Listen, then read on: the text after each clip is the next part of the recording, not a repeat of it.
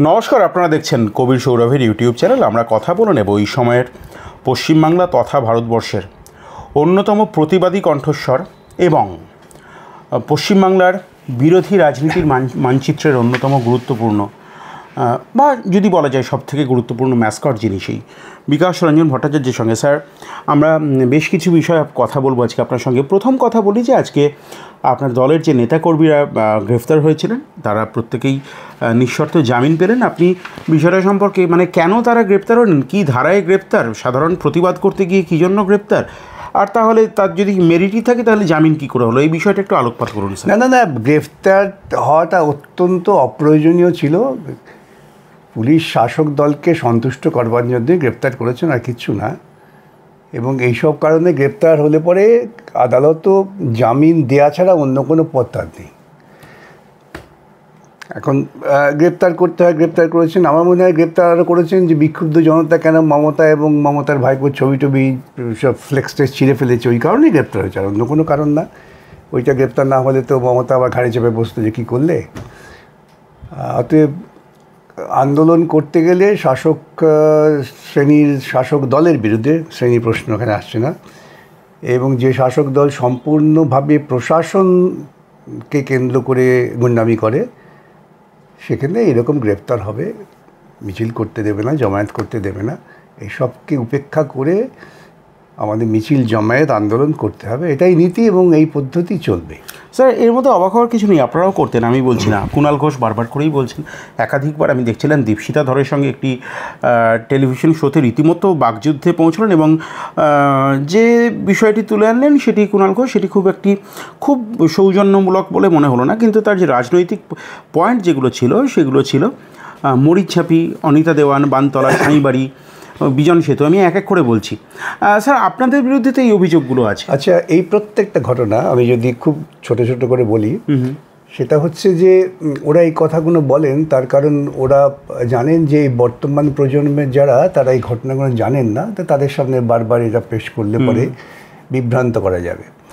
আমি ধরুন সাঁইবাড়ি, আচ্ছা সাঁইবাড়ি নিয়ে কিন্তু একটা কমিশন হয়েছে। কমিশনটা হয়েছিল সিদ্ধার্থ শঙ্কর রায়ের আমলে, এবং ওই কমিশনে সাক্ষ্য দেবার মতো সিপিআইএম কোনো কর্মী সেখানে পৌঁছতে পারেননি। এই রকম অবস্থার মধ্যে সেই কমিশন, তারা মূলত সেই সময় সমস্ত কংগ্রেসি এবং বর্ধমানের যারা ছিলেন তাদের সাক্ষ্য নিয়েছেন। সেই কমিশনে কিন্তু কোথাও আনন্দবাজারীয় গপ্প খুঁজে পায়নি যে রক্তমাখা ভাত মায়ের মুখে তুলে দেওয়া হয়েছে। আমি কুণালবাবুদের বলবো, আপনারা তো সাংবাদিকতা করতেন, আপনি জানেন, কিন্তু আপনি উদ্দেশ্যমূলকভাবে মানুষকে বিভ্রান্ত করেন।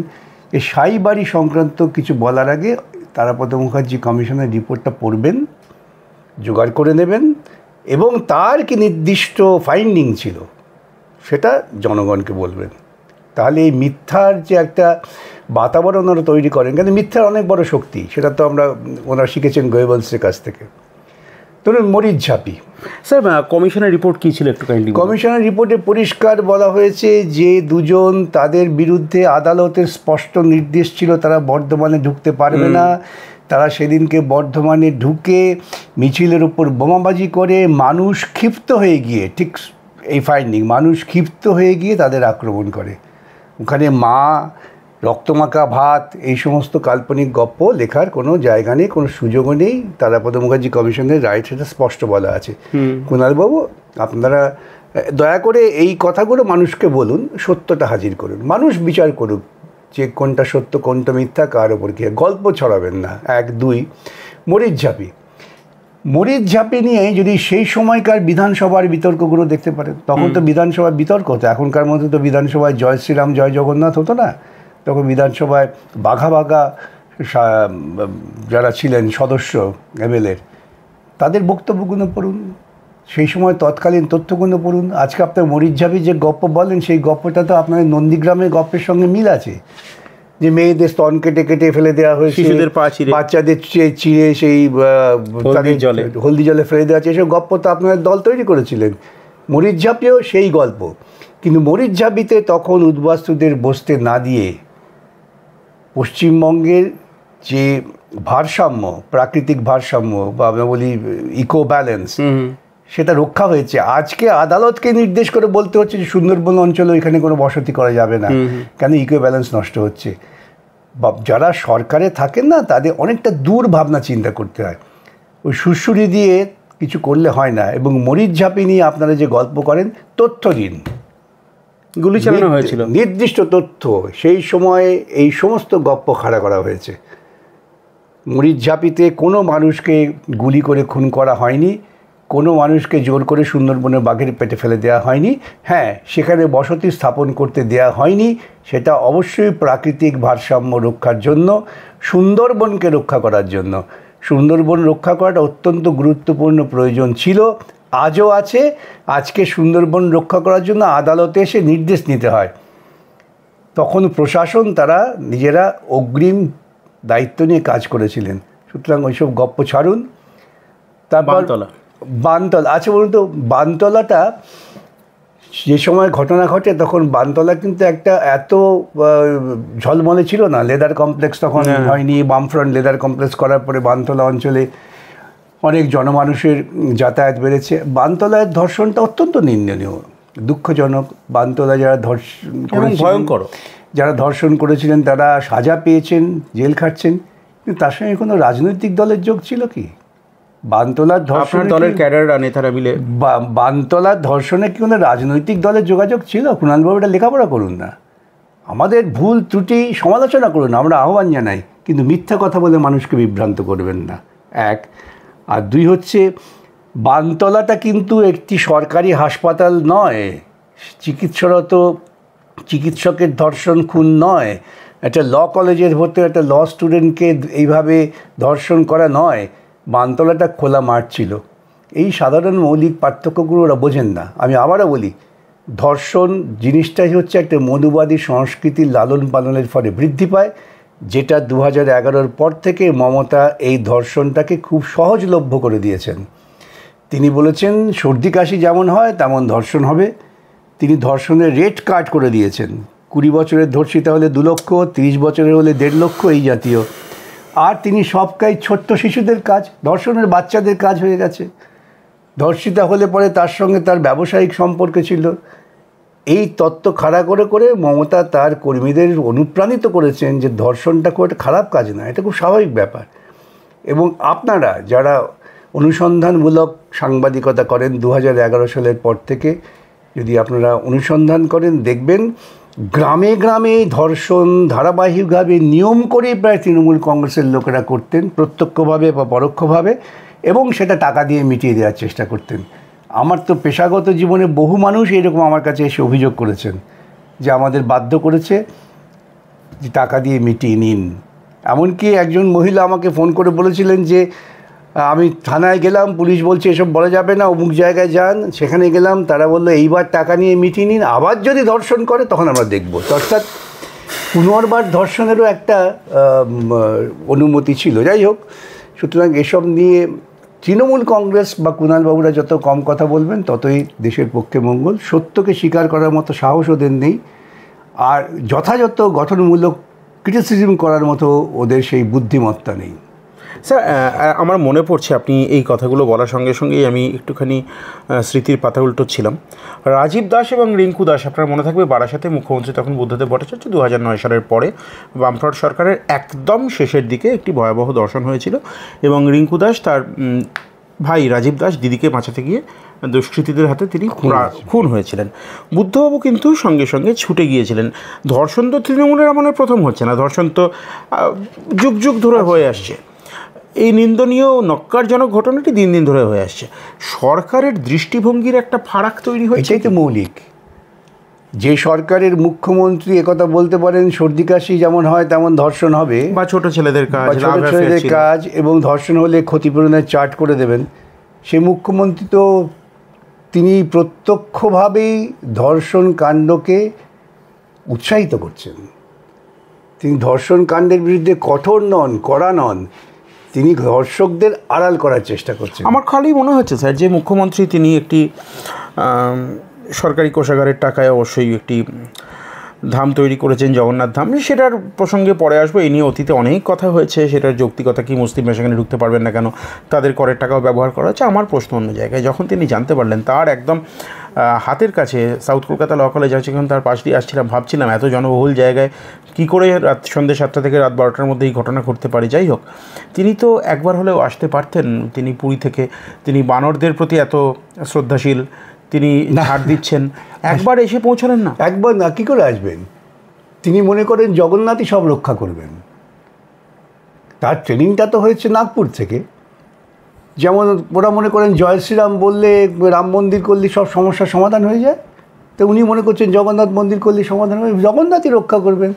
যে ধর্ষিতা হচ্ছে সে তো জগন্নাথের কৃপাতেই ধর্ষিতা হয়েছেন। যে ধর্ষক করছে সেকে নিজের ইচ্ছাই করেছে নাকি ঠাকুরের ইচ্ছায়? এই দর্শন তারা চালু করেছেন, তারই পরিণতি এগুলো। স্যার, হালাল প্রসাদ নিয়ে কি বলবেন? হালাল প্রসাদ একই বক্তব্য আমার একই বক্তব্য।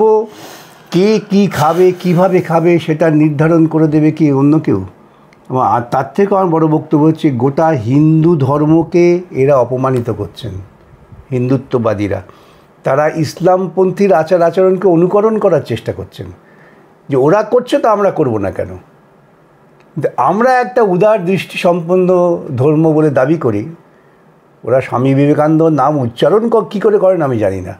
স্বামী বিবেকানন্দ হিন্দু ধর্মের যে মানবতা দিক, হিন্দু ধর্মের বিভিন্নতার দিক, হিন্দু ধর্মের গ্রহণযোগ্যতার দিক, যা দিয়ে তিনি আমেরিকার শিকাগোতে মানুষের হৃদয় জয় করেছিলেন, তাকে তোরা অপমানিত করছে। আপনারা প্রগতিশীলরা কখনো, আর যাই হোক, রামকৃষ্ণ বা সারদা সম্পর্কে, সারদা দেবী সম্পর্কে অন্তত সেকুলারিজমের পরিপন্থী তারা এই অভিযোগ কখনো করেননি। কিন্তু সেই বাংলায় আজকে পূর্বস্থলীর রিচ কালচারাল হেরিটেজ রয়েছে, আপনি জানেন স্যার, নিশ্চয়ই জানেন। শুভেন্দু অধিকারী তিনি বললেন যে ওরা যদি হালাল ছাড়া না খায় তাহলে আমরাও ঝটকা ছাড়া খাবো না। এবং দেখা গেল যে একটি সরকারি স্কুলের রান্নাঘরে ভিন্ন ধর্মীদের জন্য, হিন্দু এবং মুসলমান দুই ধর্মের সম্প্রদায়ের ছেলেদের জন্য আলাদা আলাদা ধর্মের মানুষরা রান্না করছেন। কি বলবেন আপনি? আমি তো ওই কথাই বললাম, যে তাহলে ওরা মনে করছেন যে একটি নির্দিষ্ট ধর্ম সম্প্রদায়ের যে আচরণ সেটা অনেক বেশি গ্রহণযোগ্য হিন্দু যারা আচরণ করেন তাদের কাছে। তাহলে ওরা কি ওই ইসলাম ধর্মের লেজুর বৃত্তি করছেন? ওরা প্রকৃতপক্ষে, আবারও বলছি, যে হিন্দু ধর্মের যারা ধর্মপ্রাণ মানুষ তাদের অপমানিত করছেন। তারা রামকৃষ্ণদেব, বিবেকানন্দকে অপমানিত করছেন এই হিন্দুত্ববাদীরা। ওরা যদি চান ওদের সঙ্গে মুখোমুখি বিতর্কে বসতে রাজি আছি। ওরা হিন্দু ধর্মের অমর্যাদা করছেন। ওরা জানেন না হিন্দু ধর্মের মূল ভিত্তি কী, তার উদারতা কোথায়। হিন্দু ধর্ম ওই রাম মন্দিরে আটকে থাকে না। স্যার, আরেকটি বিস্ফোরক অভিযোগ উঠে আসছে, আমি জানি না এর সত্যতা কতখানি, অবশ্যই সে তদন্ত হলে সামনে আসবে, কিন্তু প্রতিক্রিয়া নেব যে অভিযোগের ভিত্তিতেই নেব। আমি আবারও বলছি, এটা কিন্তু অভিযোগের পর্যায়ে আছে। আমরা যা যা তথ্য পেয়েছি তার সত্যতা কিন্তু আমরা এখনও সম্পূর্ণ যাচাই করিনি, তাই বলছি অভিযোগের পর্যায়ে আছে। বারবার করে বলে এই কথা আমি বলছি। কার্তিক মহারাজ বিশিষ্ট ধর্মীয় নেতা, তার বিরুদ্ধে কিন্তু একটি বিস্ফোরক অভিযোগ উঠেছে। তিনি একজন মহিলাকে চাকরি দেওয়ার নাম করে তিনি অত্যাচার করেছেন, নিগ্রহ করেছেন। আমি এর বেশি এই মুহূর্তে কিছু বলছি না, আপনি কী বলবেন? আদৌ বিস্মিত কেন হচ্ছেন আপনারা? ভাবুন তো, ভারতবর্ষের বুকে তথাকথিত বাবারা, রাম রহিমের কথা কতজন, রাম রহিম কেন, বাবা আসারাম, আরও কারা সব আছে, এইসব নাম মনে রাখি না আমি, তাদের প্রত্যেকের বিরুদ্ধেই তো এই ধরনের অভিযোগ আছে। সুতরাং এতে খুব বিস্মিত হবেন না। কেউ যদি নিজেকে ধর্মীয় গুরু বলে মনে করেন তাহলে তিনি তার সাধারণ মানবিক প্রবৃত্তির ওপরে উঠে যাবেন, এ ভাবনার তো কোনো যুক্তি নেই। অতএব তারা তাদের প্রয়োজন মতো নারী দেহ উপভোগ করেছেন। কারো সততার সঙ্গে স্বীকার করার সাহস আছে, কারো নেই।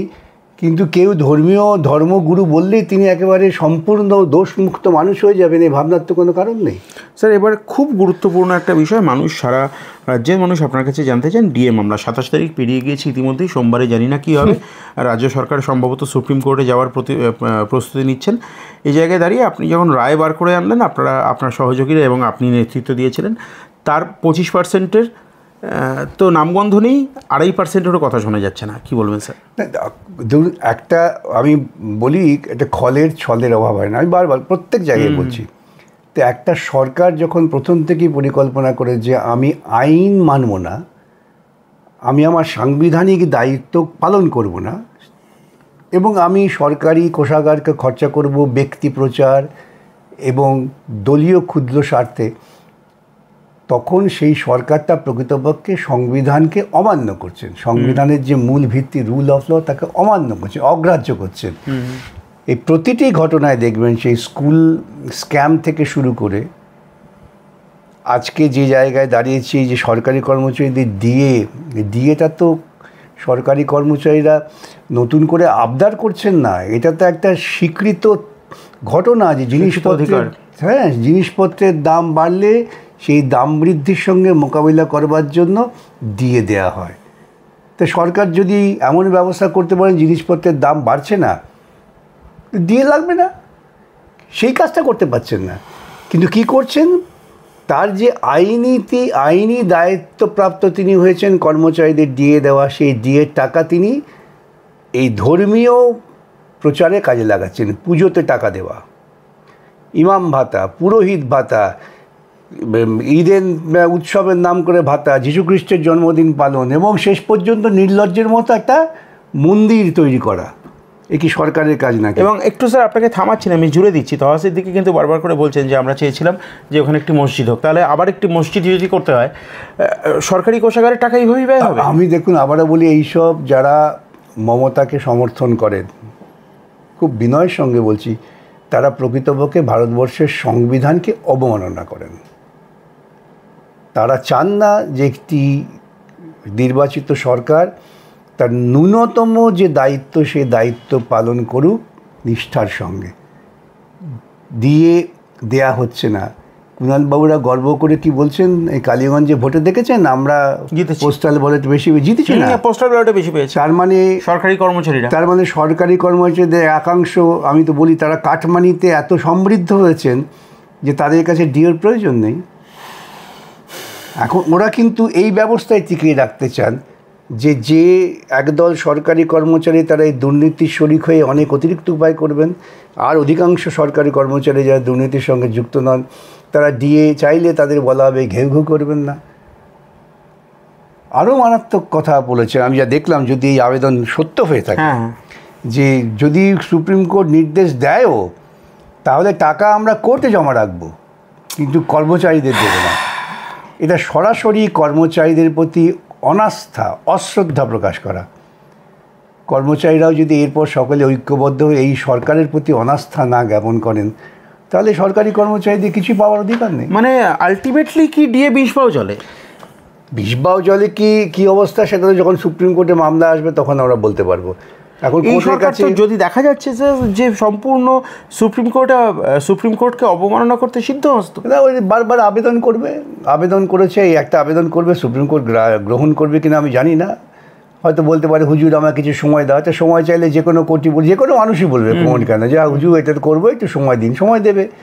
এখন আসলে ওদের দুটো জিনিস কাজ করছে। একটা হচ্ছে দীর্ঘ সময় যদি পাওয়া যায় তাহলে যে বিচারপতিরা শুনছেন, যারা কড়াভাবে বলে দিয়েছেন যে আমরা এটাকে আদেশ দরকার হলে খারিজ করে দেবো তোমার আবেদন, তাদের সময়কালীন পার হয়ে যাক। অথবা ওদের মনে মনে আশঙ্কা আছে যদি নির্বাচন একেবারে ভয়ভীতিহীন পরিবেশে হয় ওরা ক্ষমতায় আসতে পারবে না, অতএব আমরা ক্ষমতায় যদি না আসি তাদের দায়টা নতুন সরকারের ঘাড়ে পড়ুক। এই দুটোই ওদের মানসিকতায় কাজ করছে। তৃতীয় একটা সম্ভাবনার কথা বলছি স্যার, যদি সুপ্রিম কোর্টে গিয়ে কেউ বলেন বা যে কোনো কোথাও গিয়ে অথরিটির কাছে গিয়ে যদি বলেন যে আপনি আমাকে শাস্তি দিন, আমার টাকা নেই, আমি দিতে পারবো না, তখন আর কি করার থাকতে পারে? তখন আমরা হিসেব চাইতে হবে টাকা গেল কোথায়, কি শাস্তির প্রভিশন আছে স্যার? আপনি একাধিকবার বলেছেন। দেখুন, যদি একটা আইএএস অফিসারকে একদিনের জন্য সাজা দেয়, যদি তাকে 1 টাকাও জরিমানা করে, সেটা খুব বড় শাস্তি। তার নিজস্ব যে কেরিয়ার যাকে বলি আমরা, সেই কেরিয়ারটা সাংঘাতিকভাবে দুর্নীতিগ্রস্ত বলে চিহ্নিত হয়ে যায়, সায়ান্নে হলেও কলঙ্কিত হয়ে যায়। আপনি তো একটা মরাল ভ্যালুসের উপর দাঁড়িয়ে কথাগুলো বলছেন স্যার, যার কাছে এর কোনো মূল্য নেই। কোনো সভ্য সমাজে আমাকে তো মরাল ভ্যালুসটাকেই দেখতে, যার কাছে এর কোনো মূল্য নেই, যার কাছে মূল্য নেই সে তো ওই ন্যাংটার নেই বাটপাড়ের ভয়। কিন্তু এই আইএস অফিসাররা তো লেখাপড়া শিখে তারা আইএস হয়েছেন, তাদের যদি এই মূল্যবোধটুকু তাদের না থাকে, সে তাদের সেই জায়গায় দাঁড়িয়ে স্যার আমার আবার আপনার কাছে জিজ্ঞাসা, 14 বছরের একটি মেয়ে ক্যানিং, ভয়াবহ। আজকেই আপনার জুনিয়র আইনজীবী শামীম আহমেদের সঙ্গে কথা হচ্ছে। আজকেই আমরা সেফ ডেমোক্রেসি এবং অল ইন্ডিয়া লয়ার্স ইউনিয়নের তাদের একটা যৌথ প্রতিনিধি সেখানে পাঠিয়েছিলাম। আমি ব্যক্তিগতভাবে যেতে পারিনি। ঠোঁটটা খুবলে এইরকম ধর্ষণ গ্রামে গ্রামে পাড়ায় পাড়ায় ঘটছে এবং সবটার পেছনে তৃণমূল কংগ্রেসের প্রত্যক্ষ বা পরোক্ষ মদত আছে। এটা আমি আজকে বলছি না, এটা আমি ধারাবাহিকভাবে বলছি। আমি যেসব জায়গায় অন্ততপক্ষে প্রথম দিকে গিয়েছিলাম যখন ধর্ষণ হয়েছে খোঁজখবর করতে, তাদের মদত আছে। আমি আপনাকে একটা ছোট্ট উদাহরণ দিই। মধ্যম গ্রামে ওই ট্যাক্সি ড্রাইভারের যে মেয়েটি হলো, তখন তো চূড়ান্ত সন্ত্রাস, মধ্যম গ্রামকে ঢুকতে পারছে না। আমি সেখানে গেলাম, যাই হোক আমার ঢোকাটাকে ওরা বাধা দিতে পারলো না চেষ্টা করেও। তারপর সেখানে গিয়ে আমি পুলিশকে ধমক দিলাম, যা হয় আর কি, কেন কী করছেন না করছেন বলে বেরিয়ে আসছি। তখন আমাকে ঘেরাও করলো তৃণমূলের লোকেরা, ঘেরাও করে বলে আপনি এখানে এসছেন কেন? তার মানে আমি কোথায় যাবো না যাবো সে কি আপনাদেরকে জবাবদিহি করবো নাকি? বলছে না এটা আমাদের পাড়ার ব্যাপার। আমি সেদিন বলেছিলাম ও ধর্ষণটা আপনাদের পাড়ার ব্যাপার হলো, এরপর তো ধর্ষণটা ঘরের ব্যাপার হবে। ধর্ষণ একটা সামাজিক অপরাধ, এটা বোঝেন? তখন যাই হোক তর্ক বিতর্ক হলো, আমি চলে এলাম। তা এই হচ্ছে যারা তৃণমূলের সঙ্গে থাকে, তৃণমূলের সমর্থক, তাদের কাছে একটা ধর্ষণটা পাড়ার ব্যাপার হয়। এবং আমি শুনলাম কেউ নাকি বলেছেন ওটা বন্ধু বান্ধবের ব্যাপার। একদমই তাই। তৃণমূল স্তরের কর্মীদের কেন দোষ দিচ্ছেন? স্বনামধন্য আইনজীবী সাংসদ কল্যাণ বন্দ্যোপাধ্যায় তিনি বলছেন বন্ধুকে ধর্ষণ করলে পুলিশ কি করবে? তাহলে এখন ধর্ষণটা হয়ে গেল বন্ধুদের ব্যাপার, এবং ধর্ষণটা সামাজিকীকরণ এভাবে আসছে, পাড়ার ব্যাপার, ঘরের ব্যাপার। কালকে যদি নবান্নের 14 তলায় ধর্ষণ হয়, তারা বলবে এটা আপনাদের কি হলো, এটা তো আমাদের ব্যাপার। এগুলোই হচ্ছে একটা অপরাধকে সামাজিকীকরণ করার একটা প্রবণতা। স্যার একদম শেষ দিকে আসবো, আপনাকে একটা প্রশ্ন করি। আপনি জানেন আজকে আপনার দলের পক্ষ থেকে একটি জনবহুল জনসভা হয়েছে কালীগঞ্জে। সেখানে আপনার দলের রাজ্য সম্পাদক মীনাক্ষী মুখোপাধ্যায় সহ নেতাকর্মীরা উপস্থিত হয়েছিলেন। কালীগঞ্জের মানুষ অকণ্ঠ সমর্থন জানিয়েছেন তাদের উপস্থিতিকে, এবং সাবিনা ইয়াসমিন তামান্নার মায়ের পাশে দাঁড়িয়েছেন। মানুষ জানতে চান আপনি কি সেখানে ব্যক্তিগতভাবে উপস্থিত হবেন? নিশ্চয়ই, আমার তো যাওয়ার পরিকল্পনা ছিল, আমার বিভিন্ন কাজের জন্য আমি যেতে পারছি না। আগামী দিনে নিশ্চয়ই যাব। তামান্নার পরিবার যে কোনো, ইতিপূর্বেও আমি গিয়েছি এই তামান্নার পরিবারের পাশে দাঁড়ানো, তাদের সঙ্গে থাকা। তামান্নার মা যে নৈতিক বল দেখিয়েছেন, সেই নৈতিক বলটাকে আরও দৃঢ় করা এবং তাকে ভিত্তি করে গোটা পশ্চিমবঙ্গের মহিলাদের কাছে বার্তা পৌঁছে দেওয়া। দেখুন, অনেক কষ্টের মধ্যেও কিন্তু জনচেতনা জেগে থাকে, তার প্রমাণ হচ্ছে তামান্নার মা। স্যার আমার একেবারে শেষ প্রশ্ন, মনোজিৎ মিশ্র ছেলেটির সঙ্গে, আমি বলছি না, মুখ্যমন্ত্রীর ভ্রাতৃবধূ কাজরি বন্দ্যোপাধ্যায়, অভিষেক বন্দ্যোপাধ্যায়, চন্দ্রিমা বন্দ্যোপাধ্যায়, ফিরহাদ হাকিম যিনি বলেছেন মনোজিৎ মিশ্র তৃণমূলের কেউ নয়, এবং একাধিক শীর্ষস্থানীয় নেতামন্ত্রীর ঘনিষ্ঠ অর্থে তাদের সঙ্গে পরিচিতি বোঝা যায়, এরকম ছবি পাওয়া গিয়েছে। এবং কলেজেও তার প্রচণ্ড দাপট, এবং প্রাক্তন এবং বর্তমান ছাত্রছাত্রীরাও তা বলছেন। এই জায়গায় দাঁড়িয়ে আজকে কলেজের নাইট গার্ডকে গ্রেফতার করা হয়েছে। আমি জানি না আগামীকাল যখন এই এপিসোড দর্শক দেখবেন ততক্ষণে কী হয়ে যাবে। প্রশ্ন হচ্ছে, যদি তৃণমূল কংগ্রেসের এরকম ক্ষমতাশালী একজন নেতা তিনি বলেন কলেজের গেট খুলতে, তাহলে কি গার্ডের ঘাড়ে কটা মাথা যে তিনি গেট খুলবেন না? আবার কি সঞ্জয় রায় হতে চলেছে, মানে রাঘব বোয়ালদেরকে ছেড়ে দিয়েছে উনপটিদের ধরে? আমি বুঝলাম না, পুলিশ দারোয়ানকে ধরেছে কেন? দারোয়ানকে ধর্ষণ করেছে? তিনি কি করছিলেন? তিনি কি করছেন তাদের গ্রেপ্তার করতে হবে, তাই এমনি জিজ্ঞাসাবাদ করা যায়। কিন্তু পুলিশের সদিচ্ছা নিয়ে তো প্রশ্ন উঠে যায়। এই তদন্ত কোন দিকে যাবে, এটা হয়তো এখন মানুষ খুব জেগে আছে, ক্ষুব্ধ হয়েছে বলে কিছুদিন দেখাবে যে আমরা করছি, চেষ্টা করছি, অমুক করছি, তমুক করছি, কিন্তু আগামী দিন এটাও গুলিয়ে দেবে কিনা এ নিয়ে আশঙ্কা থেকেই যায়। আমরা এই সময়ের একাধিক গুরুত্বপূর্ণ বিষয়, এবং যে বিষয়ে বামপন্থীদেরকে বারবার করে কুণাল ঘোষ সহ, আমি নাম কেনই বা করবো, শুধুমাত্র কুণাল ঘোষের, তৃণমূল দলের মুখপাত্র কুণাল ঘোষ সহ তৃণমূলের নেতাকর্মীরা বারবার করে আক্রমণ করেন, আমি সেই বিষয়ে বিকাশ রঞ্জন ভট্টাচার্যের কাছে উপস্থাপিত করেছিলেন এবং তিনি তার মতামত রেখেছেন। আপনারা কোন দিকে, আপনাদের মতামত কোন যুক্তির দাঁড়িপাল্লা কোন দিকে ভারী, সেটা আপনারা বিচার করবেন। এবং এরকম আরও এক্সক্লুসিভ কন্টেন্টসের জন্য আপনার চোখ থাক কবির সৌরভের ইউটিউব চ্যানেলে।